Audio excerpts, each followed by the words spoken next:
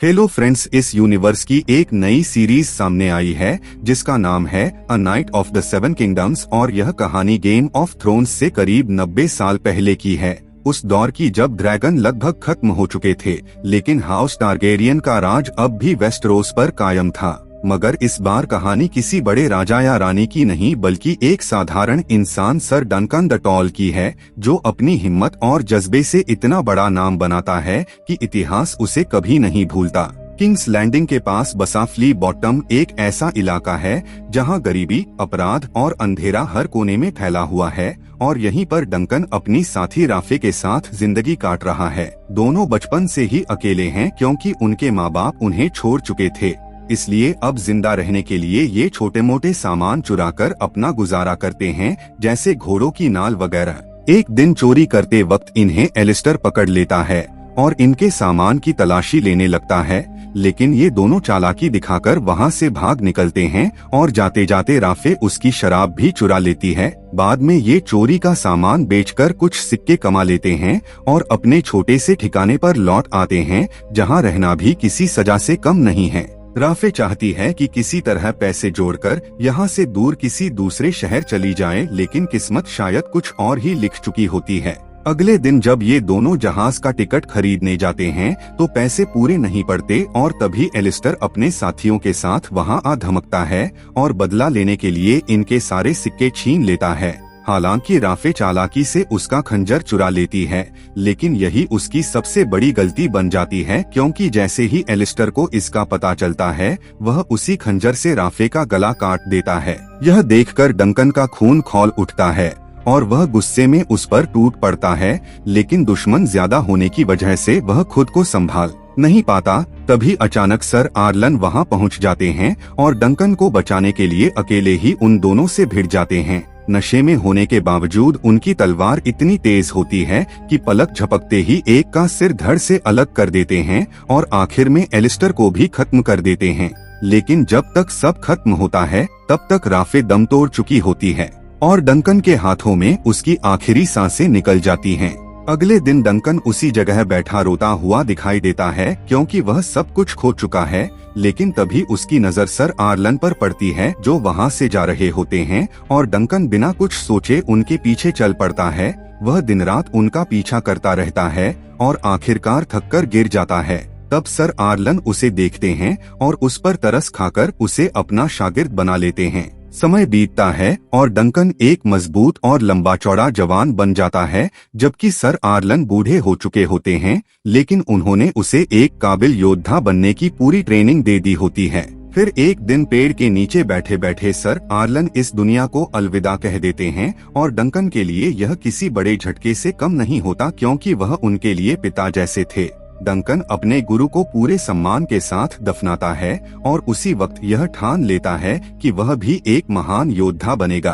कुछ ही समय बाद शहर में एक बड़ा मुकाबला होने वाला होता है, इसलिए डंकन अपने उस्ताद के तीनों घोड़े लेकर वहां जाने के लिए निकल पड़ता है। लेकिन रास्ते में एक सराय पर रुकता है, जहां उसे एक छोटा लड़का मिलता है और वह उससे अपने घोड़ों का ख्याल रखने को कहकर अंदर चला जाता है। अंदर उसे एक टारगेरियन राजकुमार मिलता है, जो नशे में धुत होता है और खुद को डेरो टारगेरियन बताता है, और डंकन से कहता है कि उसने उसे अपने सपने में देखा है, इसलिए उससे दूर ही रहे। डंकन इस बात को नजरअंदाज कर देता है और जब बाहर आता है तो देखता है कि वह लड़का उसके घोड़ों के साथ खेल रहा है, जिस पर वह गुस्सा हो जाता है। लेकिन लड़का उससे गुजारिश करता है कि उसे भी अपने साथ ले चले और अपना शागिर्द बना ले। डंकन मना कर देता है और उसे एक सिक्का देकर वहां से निकल जाता है। अगले दिन डंकन शहर पहुंच जाता है, जहां मुकाबले के लिए भारी भीड़ जुटी होती है और वह भी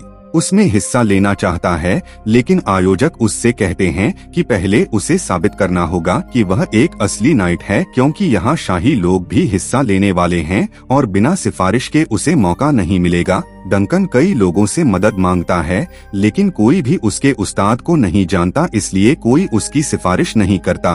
तभी वह दो कजिन स्टेफन और रेमन को ट्रेनिंग करते देखता है, जहां स्टेफन रेमन को बुरी तरह हरा देता है और फिर डंकन को लड़ने के लिए उकसाता है, लेकिन डंकन मना कर देता है, क्योंकि उसका मकसद कुछ और है। धीरे धीरे शाम हो जाती है और उसे अब भी कोई रास्ता नहीं मिलता। तभी एक औरत रेड उससे कहती है कि अच्छे योद्धा ज्यादा दिन जिंदा नहीं रहते, इसलिए संभल कर रहना।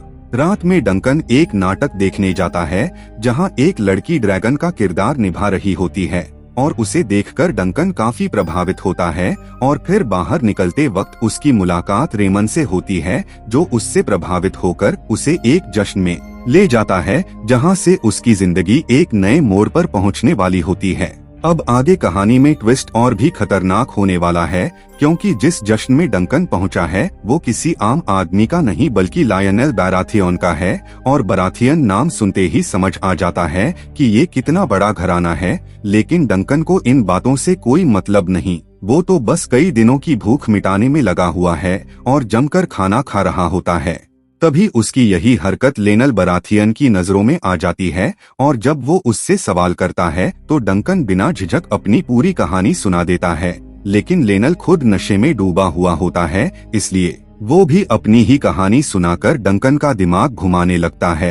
असल में यहाँ जिन जिन लोगों से डंकन मिल रहा है, आगे चलकर सबका एक बड़ा कनेक्शन बनने वाला है, इसलिए हर किरदार ध्यान देने लायक है। जश्न खत्म होने के बाद जब डंकन अपने घोड़ों के पास लौटता है तो उसे वही छोटा लड़का फिर मिल जाता है जो बार बार उससे शागिर्द बनने की जिद कर रहा था। और इस बार वो साफ कह देता है कि बिना स्क्वायर के तुम मुकाबले में हिस्सा नहीं ले पाओगे। डंकन थोड़ा सोचता है और उससे उसका नाम पूछता है। लड़का अपना नाम एक बताता है और फिर डंकन मान जाता है कि अगर तू मेरी हर बात मानेगा तो मैं तुझे अपना शागिर्द बना लूंगा। लेकिन साथ ही यह भी कहता है कि मैं कोई बड़ा सरदार नहीं बल्कि एक भटकता हुआ योद्धा हूँ, जिस पर एक बिना हिचक कह देता है कि उसे इससे कोई फर्क नहीं पड़ता।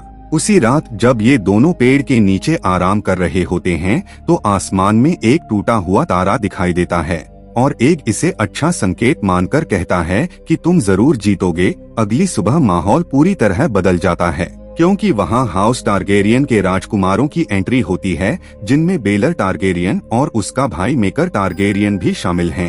डंकन दूर खड़ा सब देख ही रहा होता है कि तभी मैकार का बेटा एरियन उसके पास आता है और उसे आदेश देता है कि उसका घोड़ा संभाले, लेकिन डंकन सीधे मना कर देता है और कहता है कि वो कोई अस्तबल का नौकर नहीं बल्कि एक नाइट है। इस पर एरियन उसका मजाक उड़ाते हुए चला जाता है, लेकिन उसके जाते ही डंकन के लिए अंदर जाने का रास्ता खुल जाता है और वो चुपके से वहां घुस जाता है। उधर मैकार परेशान है क्योंकि उसके सभी बेटे अभी तक नहीं पहुंचे हैं। तब बेलार उसे समझाता है कि उसके बेटे डेरो टारगेरियन और एगोन भी जल्द ही आ जाएंगे और वैसे भी इस टूर्नामेंट में एरियन से ज्यादा जरूरत डेरोन की थी। तभी उनकी नजर डंकन पर पड़ती है, जो चुपके से उनकी बातें सुन रहा होता है। मैकार उसे बुलाता है और डंकन अपने बारे में बताता है कि वो मुकाबले में हिस्सा लेना चाहता है, लेकिन उसके गुरु सर आर्लन को यहाँ कोई नहीं जानता। तभी बेलार टारगेरियन उसे पहचान लेता है और कहता है कि उसने सर आर्लन को पहले लड़ते हुए देखा है और इसी वजह से वह डंकन की सिफारिश कर देता है, जिससे डंकन को आखिरकार मुकाबले में जगह मिल जाती है। लेकिन यही फैसला आगे चलकर पूरे टारगेरियन साम्राज्य के लिए भारी पड़ने वाला है। असल में डंकन पहले ही उस सराय में डेरो टारगेरियन से मिल चुका था, लेकिन उसे पहचान नहीं पाया और उसे अभी तक एगोन और डेरोन की असली पहचान का अंदाजा भी नहीं है। इसी बीच एक भी वहां पहुंच जाता है, क्योंकि वह उस कठपुतली दिखाने वाली लड़की से काफी प्रभावित है और उसका नाटक उसे बहुत पसंद आया था। डंकन उस लड़की को अपनी ढाल रंगने के लिए दे देता है ताकि उसकी पहचान अलग नजर आए। इसके बाद जब ये बाहर निकलते हैं तो लेनल बराथियन इन्हें रस्साक्षी में मदद के लिए बुलाता है और डंकन पूरी ताकत लगा देता है। आखिरकार उनकी टीम जीत जाती है और डंकन की ताकत सबको नजर आने लगती है। रात होते होते डंकन को एहसास होता है कि मुकाबले के लिए उसे आर्मर की जरूरत है, इसलिए वो एक लोहार स्टीली के पास जाता है जो उसे आर्मर तो दिखा देता है, लेकिन पैसों की कमी की वजह से डंकन मजबूर होकर अपना एक घोड़ा बेच देता है और दिल पर पत्थर रखकर उससे वादा करता है कि जीतने के बाद वो उसे वापस खरीद लेगा।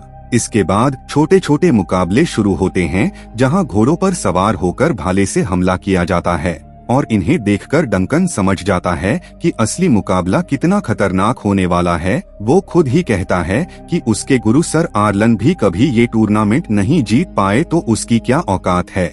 लेकिन एक उसे हिम्मत देता है और कहता है कि वो जरूर जीतेगा। अगली सुबह एक खुद डंकन के घोड़े को ट्रेन करने लगता है और धीरे धीरे घोड़ा उसकी आवाज पहचानने लगता है। तभी एक अजीब सा योद्धा वहां आता है और एक से पूछता है कि क्या उसने ये घोड़ा चुराया है, लेकिन एक तुरंत पहचान लेता है कि ये सर रॉबिन राइसलिंग है, जो अपने अजीब व्यवहार के लिए मशहूर है। और इससे साफ हो जाता है कि एक जितना दिखता है उससे कहीं ज्यादा जानता है और जरूर कुछ छुपा रहा है। इसके बाद एक डंकन के पास लौट आता है और डंकन कहता है कि अब वक्त आ गया है, मुकाबले शुरू हो रहे हैं। लेकिन एक उसे बताता है कि आज उसका नंबर नहीं आएगा, क्योंकि पहले बड़े घरानों के लोग ही लड़ेंगे, इसलिए दोनों आराम से बैठकर मुकाबले देखने लगते हैं। इसी दौरान डंकन एक से पूछता है कि क्या वो सच में बैलगाड़ी में छिपकर यहाँ आया है, लेकिन एक इस सवाल को टाल देता है, जिससे शक और गहरा हो जाता है। आखिरकार बारी आती है टारगेरियन प्रिंस एरियन की, और उसके मैदान में उतरते ही पूरा माहौल खौफनाक हो जाता है, क्योंकि उसके चेहरे से ही साफ दिख रहा है कि वो रहम करने वालों में से नहीं है। मुकाबला शुरू होते ही पहला बार खाली चला जाता है, लेकिन जैसे ही दोनों दोबारा आमने सामने आते हैं, एरियन इस बार सीधा घोड़े के गले में भाला घुसा देता है और उसका मालिक नीचे गिरकर बुरी तरह कुचल जाता है। ये खौफनाक नजारा देखकर एक घबरा जाता है और कहता है कि उसे यहाँ से जाना है, लेकिन तभी हालात और बिगड़ जाते हैं जब एक कसाई जैसा आदमी अचानक उस घायल इंसान को खत्म कर देता है और पूरा मैदान खून से भर जाता है, जिससे साफ हो जाता है कि ये मुकाबले सिर्फ खेल नहीं बल्कि मौत का मैदान है। यहाँ से बाहर निकलने के बाद एक डंकन से कहता है कि वह उस कठपुतली वाले नाटक को देखने जा रहा है और साथ ही उसकी ढाल भी ले आएगा। डंकन उसे जाने देता है और खुद रेमन के साथ आगे बढ़ जाता है। उधर जैसे ही नाटक शुरू होता है, आज वह लड़की ड्रैगन से लड़ती हुई दिखाई देती है और तभी वहां एरियन टारगेरियन भी पहुंच जाता है। लड़की जैसे ही ड्रैगन को हराती है, यह बात एरियन को बिल्कुल पसंद नहीं आती और उसका गुस्सा फूट पड़ता है।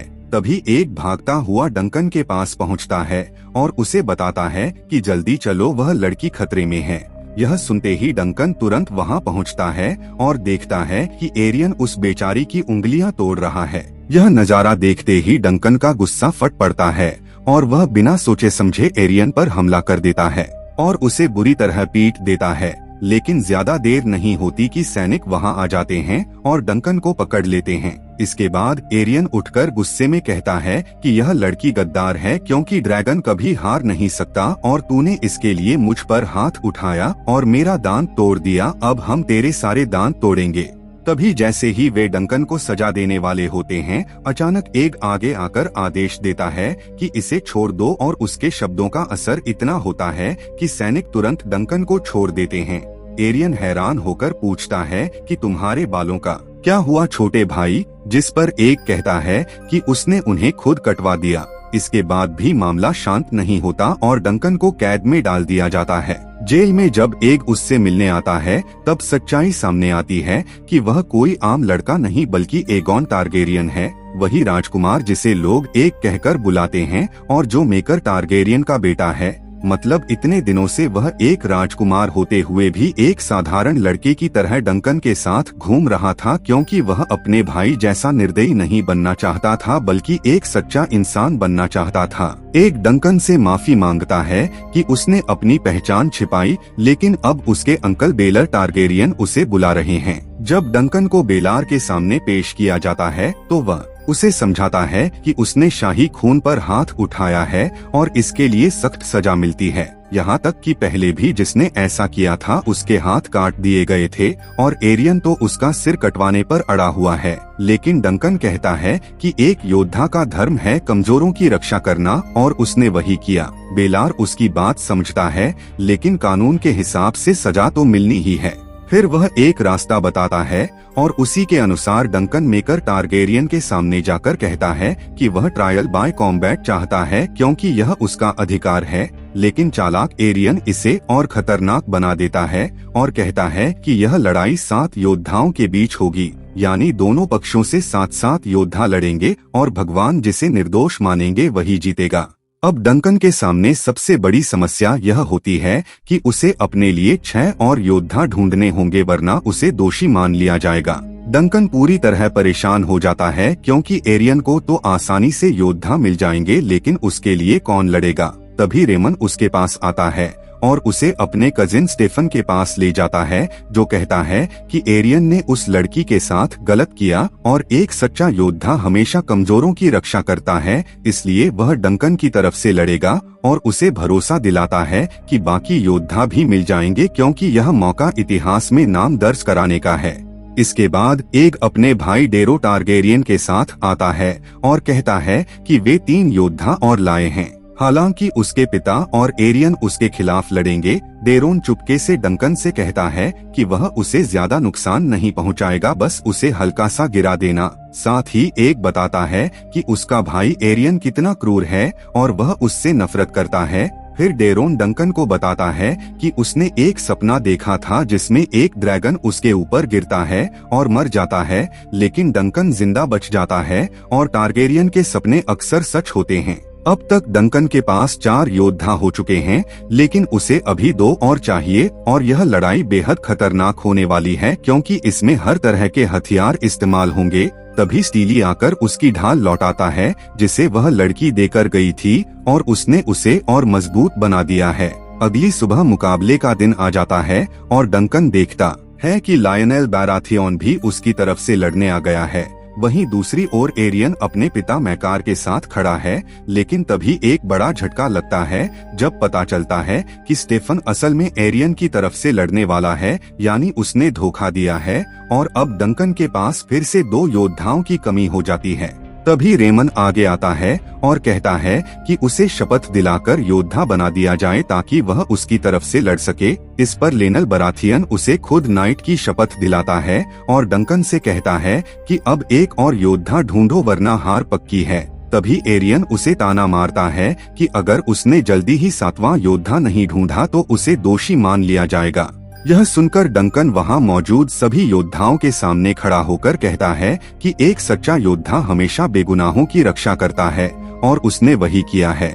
अगर कोई उसका साथ नहीं देगा तो वे आने वाली पीढ़ियों को क्या जवाब देंगे? क्या यहाँ कोई सच्चा योद्धा है जो न्याय के लिए खड़ा हो सके? उसकी आवाज में दर्द और सच्चाई होती है, लेकिन फिर भी एक योद्धा उठता है और उसकी बात का मजाक उड़ाकर बैठ जाता है, जिससे हालात और भी मुश्किल हो जाते हैं। जिस पर डंकन गुस्से में कहता है कि क्या वेस्टरोस में अब बहादुर मर्द पैदा होना बंद हो गए हैं? तभी अचानक बड़ा दरवाजा खुलता है और मैदान में एक ऐसा योद्धा उतरता है जिसकी मौजूदगी ही माहौल बदल देती है। यह कोई और नहीं बल्कि खुद बेलर टारगेरियन होता है, जो आगे बढ़कर कहता है कि वह डंकन की तरफ से लड़ेगा क्योंकि उसने एक मासूम की जान बचाकर सच्चे योद्धा का फर्ज निभाया है और अब फैसला ऊपर वाला करेगा कि सही कौन है। इसके साथ ही 7 योद्धा पूरे हो जाते हैं और बेलर सबको समझाते हैं कि सामने वाले तुम्हें मारने के इरादे से आएंगे, इसलिए जरा भी ढील मत देना। सब योद्धा भी हामी भरते हैं कि वे पूरी ताकत से लड़ेंगे। डंकन भी अपना हेलमेट पहन लेता है, लेकिन उसके अंदर डर और जोश दोनों एक साथ दौड़ रहे होते हैं क्योंकि सामने वाले दुश्मन बहुत खतरनाक हैं। मुकाबला शुरू होते ही दोनों तरफ के योद्धा एक दूसरे पर टूट पड़ते हैं, लेकिन कुछ पल के लिए डंकन जैसे जम जाता है। तभी एक की आवाज उसे होश में लाती है और जैसे ही वह आगे बढ़ता है, एरियन टारगेरियन का वार सीधे उसके शरीर में घुस जाता है और उसका भाला अंदर ही टूट जाता है। डंकन बुरी तरह घायल हो जाता है और एरियन शुरू से ही हावी नजर आता है। वह लगातार हमला करता है और एक वार में डंकन को गिरा देता है, जिससे वह कुछ देर के लिए बेहोश हो जाता है, लेकिन फिर भी वह उठ खड़ा होता है और अपने हेलमेट की वजह से खुद को बचाता रहता है। एरियन और मेकर टारगेरियन दोनों उस पर वार करते रहते हैं, लेकिन डंकन हार मानने को तैयार नहीं होता। वह एरियन को पकड़कर जमीन पर गिरा देता है और दोनों मिट्टी में लौटते हुए एक दूसरे को मारने की कोशिश करते हैं। डंकन के जख्म गहरे होते जा रहे हैं, लेकिन उसका हौसला अभी भी जिंदा है। तभी रेमन आकर उसे बचाता है और डंकन अपने शरीर में धन से खंजर को निकालकर फिर खड़ा हो जाता है। अब लड़ाई और भी भयानक हो जाती है। एरियन बहुत तेज है और बेरहमी से वार कर रहा है।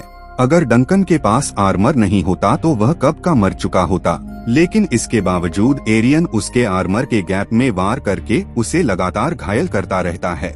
आखिरकार डंकन अपना हेलमेट उतार देता है और पूरी ताकत से एरियन पर टूट पड़ता है। वह उसकी जांघ पर वार करके उसे गंभीर रूप से घायल कर देता है। यह देखकर मैकार अपने बेटे की तरफ दौड़ता है, लेकिन इसी बीच डंकन जमीन पर गिरकर होश खो देता है। एक जोर जोर से चिल्लाता है कि उठिए sir Duncan the tall. Arian खुद को विजेता घोषित करने लगता है, लेकिन तभी जैसे कोई चमत्कार होता है और डंकन दोबारा उठ खड़ा होता है। अब पूरा मैदान उसके समर्थन में गूंजने लगता है और इस कहानी का फर्स्ट पार्ट यही खत्म होता है। मिलते हैं अगले वीडियो में कहानी का अगला पार्ट लेकर।